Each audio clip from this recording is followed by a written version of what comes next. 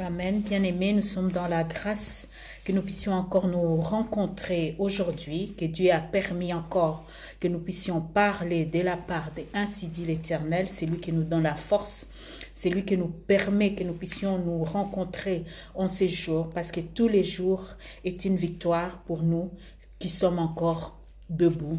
Parce que nous ne sommes pas plus importants, nous ne sommes pas mieux, nous ne sommes pas justes, nous ne valons pas plus que ceux qui ne sont plus dans ce monde, mais c'est l'amour de Dieu qui se renouvelle encore, qui s'est renouvelé en nous, qui s'est renouvelé en toi, et c'est pour cela nous disons encore merci pour cela. Ce soir, j'aurais bien voulu que nous puissions parler ensemble de l'amour de Dieu, de la grâce de Dieu, de la paix, de la fondation de Dieu en nous, qui est son amour à travers son Fils.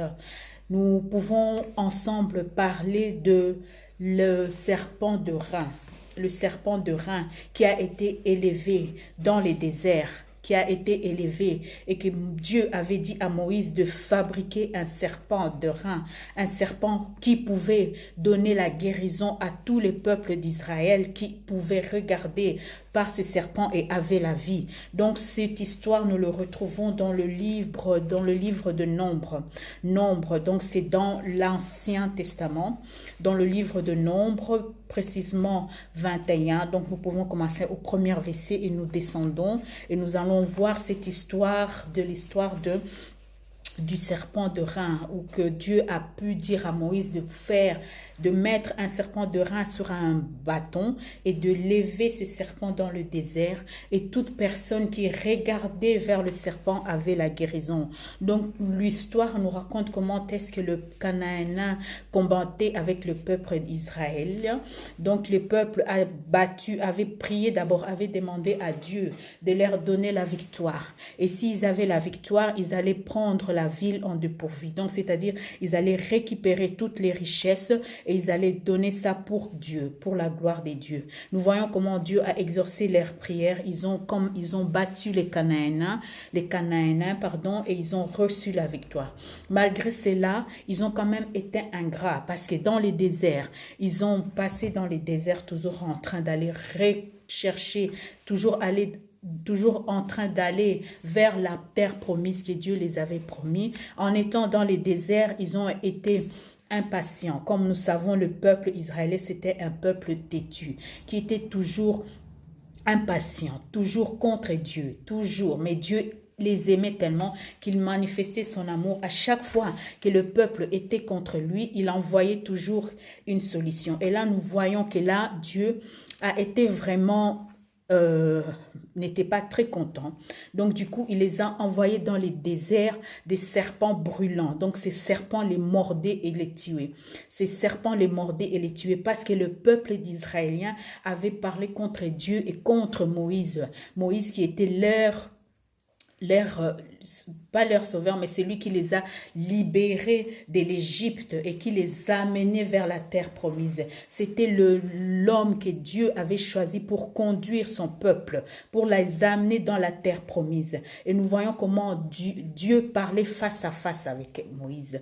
Et nous voyons comment Moïse était l'intermédiaire entre Dieu et le peuple d'Israël. Donc à chaque fois qu'il y avait quelque chose qui devait se passer, Dieu parlait à Moïse et Moïse allait parler au peuple. Et en ce moment-là, à cet instant-là, nous voyons comment le peuple d'Israël, les Israéliens, se sont révoltés, ont été contre Dieu, ont parlé contre Dieu. Et Dieu a été un peu irrité parce qu'ils ont critiqué son serviteur.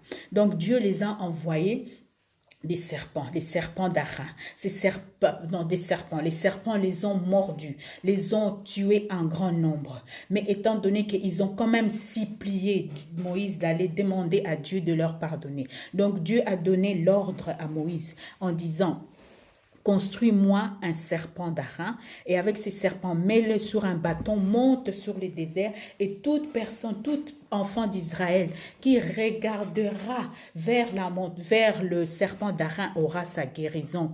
Toute personne qui qui a été mordu et qui regarde vers le serpent d'airain aura la guérison. C'est pour cela, nous voyons que vraiment que la guérison venait en fonction du regard vers le serpent d'airain. Toute personne qui fixait son regard vers le serpent d'airain avait la guérison, avait la vie, était sauvée, avait été libérée, parce que toute personne qui regardait vers cela était guérie. Qu'est-ce que cela nous interpelle aujourd'hui? Si nous lisons dans le livre de Jean, Jean 3, verset 14 jusqu'au verset 16, la parole nous dit ceci. Comme Moïse éleva les serpents d'airain dans les déserts, il faut de même que le Fils de l'homme soit élevé, afin que quiconque croit en lui ait la vie éternelle. Amen. Cela nous reflète la croix de Jésus-Christ. Cela nous reflète la mort de notre Seigneur Jésus-Christ. Cela nous reflète le regard que nous devons mettre vers la croix. Parce que la Bible nous dit, comme Moïse a élevé les serpents dans les déserts, il faut de même que le Fils de l'homme soit élevé, afin que quiconque croit en lui ait la vie éternelle. Il faut que le Fils de l'homme soit élevé. Et le Fils de l'homme, c'est Jésus-Christ. Pourquoi Fils de l'homme? Parce qu'il est venu sur cette terre.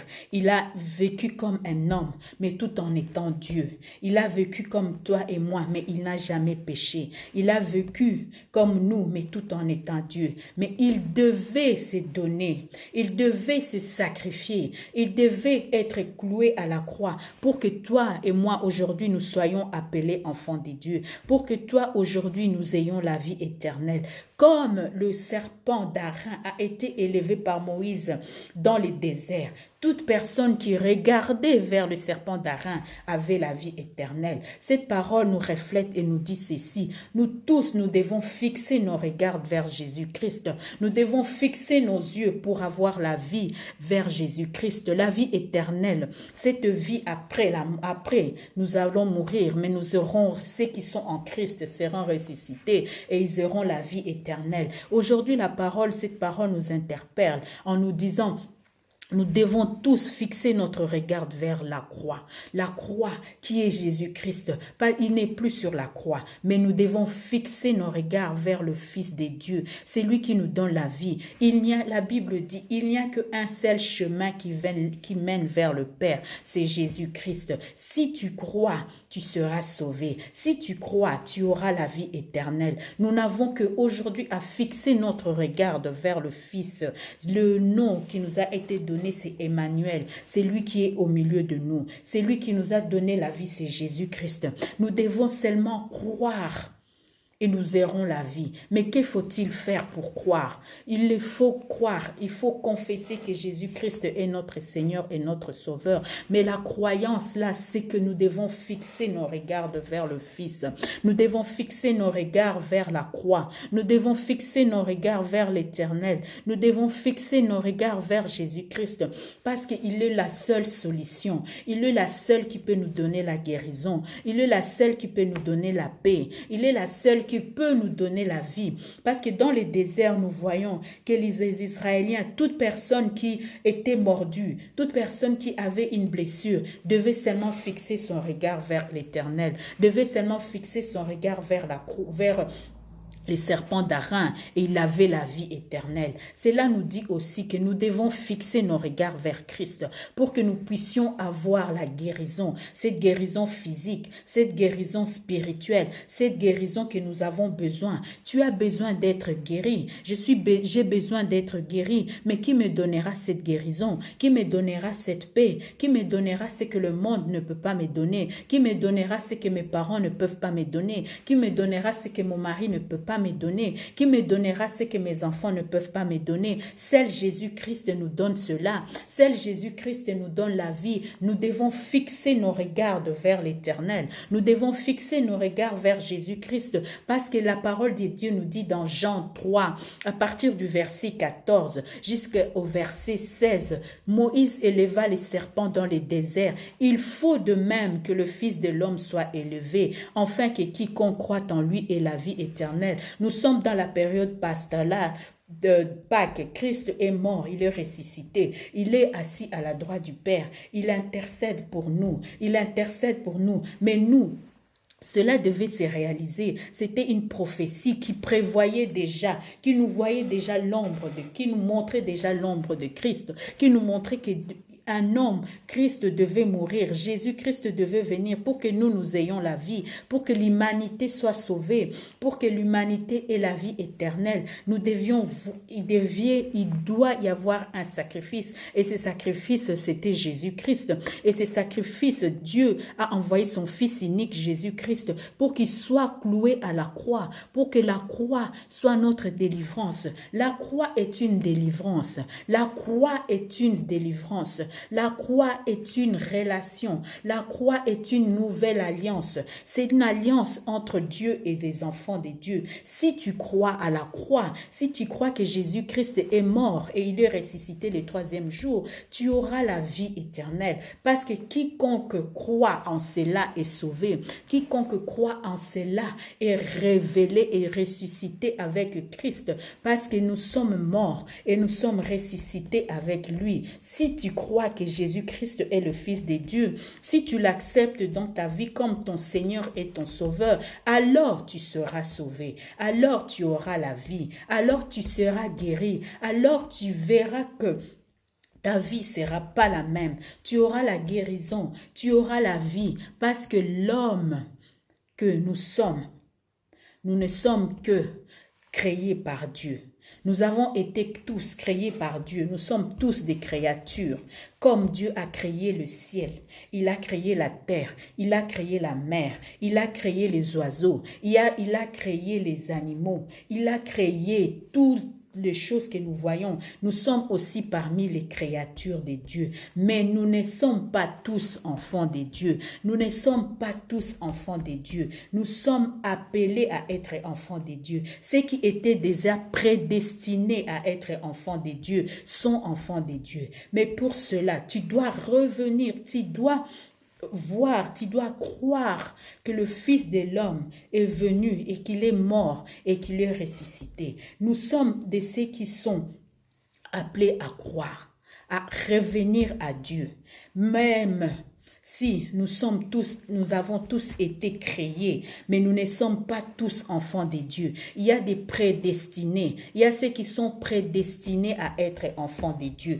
Et ceux qui sont prédestinés à être enfants de Dieu écoutent la parole de Dieu et l'acceptent et la mettent en pratique. C'est pour cela qu'on dit beaucoup sont appelés, mais peu sont élus. Tout le monde a cet appel, mais combien acceptent cet appel? Tout le monde écoute la parole de Dieu, mais combien la mettent en pratique? Tout le monde connaît que Christ est Dieu. Tout le monde, je pense que tout le monde a déjà entendu que Christ est Dieu. Et si tu ne l'as pas encore entendu, mon frère et ma sœur, ce soir ou ce matin, je suis en train de te le dire, que Jésus-Christ est Dieu, que Jésus-Christ est Seigneur. Aujourd'hui, nous avons la grâce de pouvoir parler de cela, puisque nous avons cette grâce d'être mis à part pour la parole de Dieu. C'est pour cela, comme Moïse, Dieu avait dit dans le désert à Moïse de construire un serpent d'airain qui brûle et de le mettre sur un bois et de le placer au-dessus et que toute personne qui regardera sera guérie. Ce soir, nous nous demandons et nous nous disons ensemble de regarder vers la croix. De regarder vers Jésus-Christ. C'est lui qui nous a donné la vie. C'est lui qui nous a appelés. C'est lui qui nous a donné la victoire en toutes choses. Notre regard est fixé vers lui. Parce qu'il y a une chanson qui dit « Nos yeux fixés vers toi, j'oublie les problèmes autour de moi pour t'adorer mon roi, être guidé par toi, mes yeux fixés vers toi, j'oublie les problèmes autour de moi pour t'adorer mon roi, être fixé par toi, je veux t'adorer, t'adorer, je veux t'adorer, t'adorer. C'est ça. Donc nos yeux doivent toujours être fixés vers Dieu. Nous devons toujours fixer nos regards vers Dieu parce qu'il est celui qui donne la vie. Il est celui qui a la direction de nos vies. Nul n'ira au Père s'il ne passe pas par Christ. Nul n'ira vers Père s'il ne passe pas par l'alliance avec Christ. Parce qu'il est le chemin qui mène vers la vie. Il n'y a point d'autre chemin. La parole de Dieu, la Bible nous dit que Jésus-Christ est le seul chemin. Il est la vie et la vérité. Aujourd'hui, nous sommes appelés à élever Jésus-Christ, à fixer nos regards vers la croix, à fixer nos regards vers le Fils unique Jésus-Christ. C'est lui qui nous a donné la vie et c'est lui qui nous a appelés à avoir la victoire. La victoire que nous pouvons avoir dans ce monde. Il n'y a que Christ. Il n'y a point d'autre richesse que de connaître Dieu. Il n'y a point d'autre richesse que d'avoir Christ dans nos vies comme notre Seigneur et comme notre Sauveur. Comme Dieu avait dit à Moïse, prends les serpents d'Aaron, mets-le sur un bâton, mets-le au-dessus dans les déserts et quiconque aura les yeux fixés aura la vie. Aujourd'hui, nous devons fixer nos regards vers Jésus-Christ. Nous devons fixer nos regards pour que nous soyons libérés, de toutes choses. La vie, la victoire n'est qu'en Christ. Nous sommes libérés qu'en Christ. Nous sommes libres qu'en Christ. Toute chose passera, mais la parole de Dieu ne passera pas. Toute chose passera, ce monde passera. Nous serons avec Christ. Nous qui avons cru en lui. Si tu l'as cru en lui, tu seras victorieux. Tu auras la victoire sur toute chose. C'est pour cela, sois encore dans la connaissance, que le voile tombe en toi, que les écailles tombent pour que tu puisses comprendre que Christ est le seul chemin, la vie, la vérité. Aujourd'hui, nous avons cette grâce. Nous avons la grâce de pouvoir parler de Dieu. Dieu nous a fait cette grâce de pouvoir le connaître, qu'il te visite aussi pour que la gloire de Dieu s'élève dans sa vie. Voilà la petite exhortation que j'avais à partager avec vous aujourd'hui. Nous avons un groupe sur Facebook où Jésus-Christ avait dit à la femme avait touché la robe de Christ et a été guérie. C'est un groupe où nous partageons ensemble la parole de Dieu. Venez, nous allons glorifier Dieu parce que nous sommes debout. Ne sois pas rien, ne fais rien. Ne reste pas comme ça, mais avance dans la parole de Dieu. Nous sommes tous des vaillants héros. Personne n'est assis, mais nous sommes tous des combattants, ceux qui sont appelés à prononcer et à parler et à dire la parole de Dieu. Aujourd'hui, nous avons parlé du serpent d'Aaron. Toi, moi, nous devons fixer nos regards vers Dieu et nous aurons la victoire. Bien-aimés, soyons concentrés, restons concentrés, les temps sont mauvais. Nous devons rester attentifs et rester dans la prière, que Dieu nous aide pour que la parole de Dieu soit propagée dans le monde entier. Et cela, c'est parce que nous sommes debout pour cela. Ne reste pas assis. Si tu n'as pas encore connu Christ, si tu n'as pas encore reçu Christ dans ta vie, ce soir, ce matin, ça dépend à quelle heure tu écouteras ce message. Laisse-moi te dire que la parole toque devant ta porte. Il est temps d'accepter Christ et de travailler et de faire ce que l'Éternel veut que tu puisses faire pour lui. Parce que l'Éternel t'aime, Christ t'aime et Christ a besoin de toi. Merci, que l'Éternel soit encore béni pour ce moment que nous avons passé ensemble. N'hésitons pas. Partageons la parole de Dieu, parlons de Dieu et nous serons pour que Dieu soit encore glorifié, que le monde sache que Jésus-Christ est Seigneur. Je bénis l'Éternel, que Dieu soit célébré en tout temps, dans le monde entier et qu'il soit adoré parce qu'il est le Dieu de l'amour, il est le Dieu de l'existence. Il n'est pas mort, il est assis, il est à la droite du Père. La droite, c'est-à-dire la force. La droite, c'est-à-dire la force. La droite, c'est-à-dire la bienveillance. Il est là, il nous guide tous les jours. Et que son nom soit glorifié pour que sa présence au milieu de nous soit élevée. parce qu'il est notre Dieu. Gloire soit rendue à notre Dieu pour les bienfaits qu'il fait dans nos vies et parce qu'il continue à nous visiter. Nous bénissons le nom de l'Éternel ce soir ou ce matin, ça dépend quand est-ce que tu écouteras cette parole. Que l'Éternel soit élevé encore en ces lieux. Amen. Et nous disons merci à notre Dieu. Amen.